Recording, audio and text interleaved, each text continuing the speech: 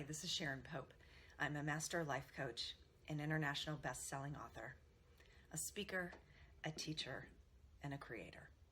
And I want to welcome you. This is a course about forgiveness, which can be really tricky for us sometimes. So hopefully in the next 5 or 10 minutes, I'm going to be able to share with you something that will really help you along your path of forgiveness. So let's first talk about what forgiveness is and what it isn't. I want to start with what it isn't. Forgiveness isn't admitting defeat, showing weakness, saying that what happened was okay or that it was our fault or that it didn't matter. Particularly when it comes to matters of the heart and having your heart broken, that changes us. So it matters. But let's talk about what forgiveness really is. To me, forgiveness is releasing resentments from people who have hurt us. Releasing resentments for us, not for them. It's not about them. Forgiveness is for us. It's an act that we do out of love for ourselves.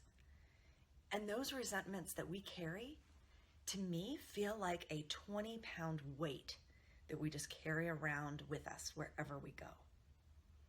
Now, forgiveness is hard, deep work, and so a lot of us avoid it, and I understand why. But here's one of the reasons why we avoid forgiveness. We think that by hanging on to resentments, we're causing the other person some kind of pain or teaching them some kind of a lesson that they're going to learn from. But the problem is that's not how forgiveness works. Forgiveness is like putting ourselves into our own self-imposed prison where we're the only ones with the key to get us free. No one is going to take that 20-pound weight from you. You can keep it if you want, or you can make the choice to finally put that weight down. I told you that forgiveness is hard, and it is. So I'm going to give you 3 reasons why it's worth the effort. That first reason is because releasing resentments is all about your freedom. Freedom from your painful thoughts, freedom from that dark cloud of sadness that follows you, freedom from the anger and the pain associated with that hurt, freedom from attempting to control or change anybody else, which we know intellectually we cannot do, but that does not mean we don't try to do it. And also it gives you freedom from that 20-pound weight that you've been carrying. The second reason why it's incredibly important to do the hard work of forgiveness is because that negative energy that you're carrying around and creating momentum around or even fanning the flame of will actually attract to you more people that will hurt you. Let me give you an example. Let's say you have a belief that all men cheat, that you've got plenty of proof because the last 3 men that you were with were all unfaithful.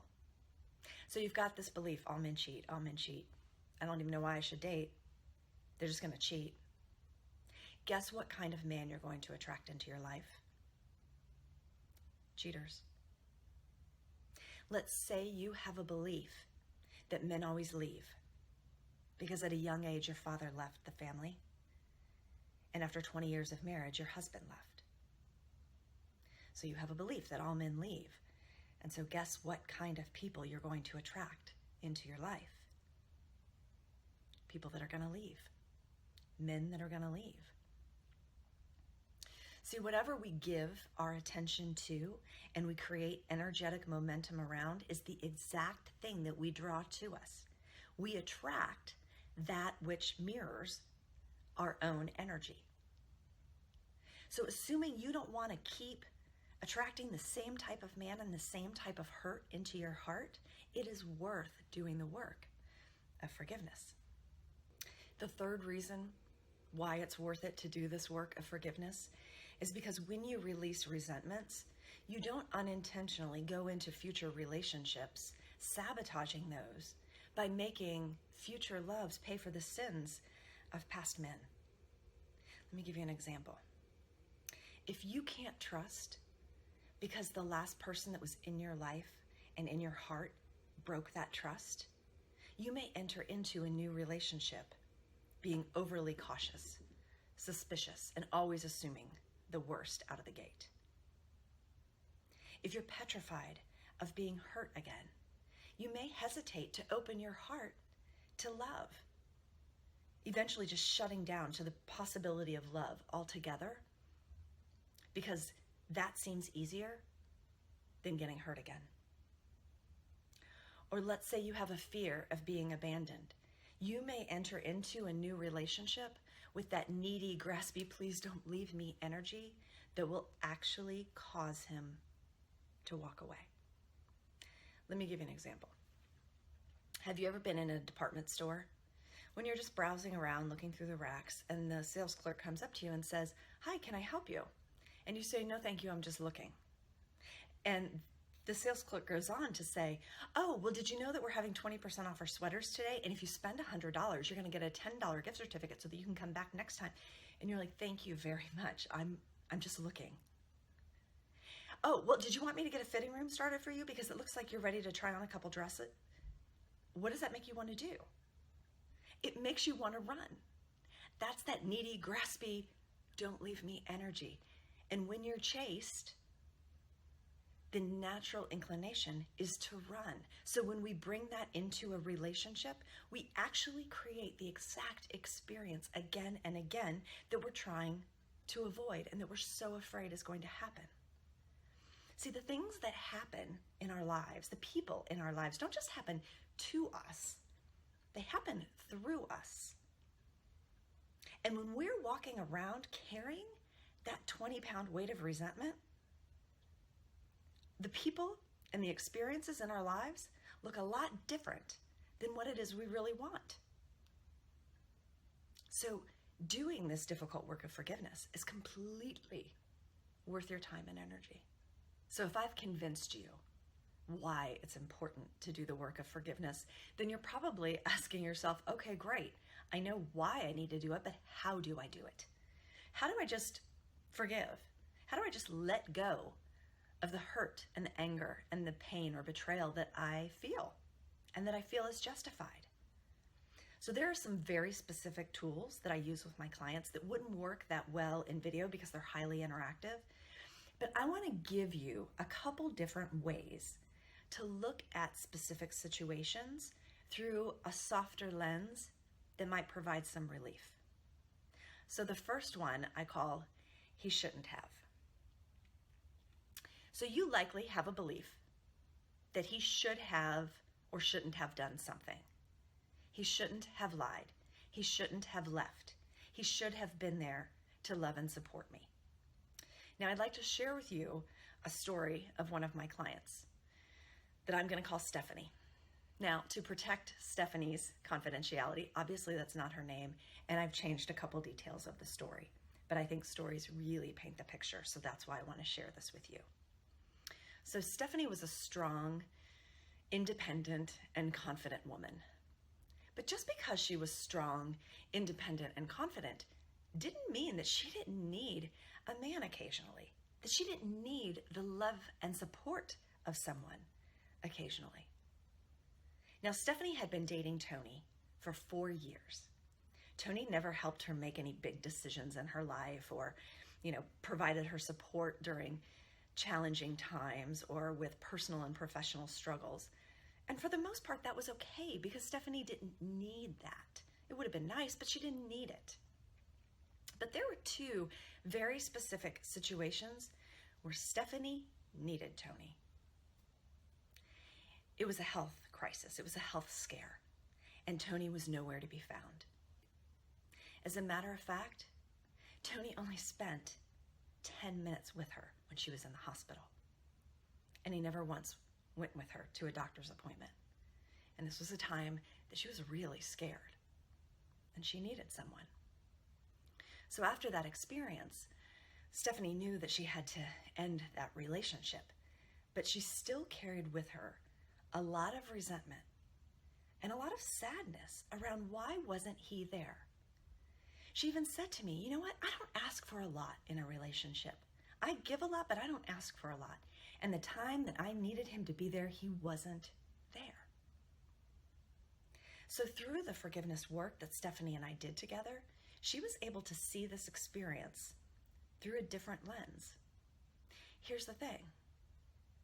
Tony had never been there for her. Of course he wasn't going to be there for her. He wasn't there for her on a Tuesday night after a long day at work, or a Saturday afternoon when she and her daughter just got into a big argument, or a health scare. He had never been there. He had been showing her for 4 years what he was capable of and what he was willing to be inside of a relationship. She just didn't want to see that. She didn't want to make it mean something about her, and she didn't like that answer. So here's the thing. It would be very easy for any of us to sit here and judge that situation that Tony should have been there for Stephanie, because that's likely what we would do. We think that's the right thing to do, is to be there for someone when they're scared to death, particularly about something that they feel is outside of their control. But if you take away the rightness or wrongness of the situation and just look at the situation for what is, she was able to see that he had been showing her all along who he was. And so forgiving him for being the same guy that he had been for 4 years suddenly became a lot easier for her to do. She'd put down that 20-pound weight of resentments, and now Stephanie is free and open to opening her heart again to love, without carrying all that baggage from what Tony should have done into the next relationship. The second concept that I want to introduce you to is we're all just doing the best that we can. So I have a belief that we are all doing the best that we can based upon where we're at on our journey at any given time. Now, sometimes we're in a pretty dark place and we let others down. Sometimes people are in a less evolved place on their journey than where we'd like them to be, but that's where they are.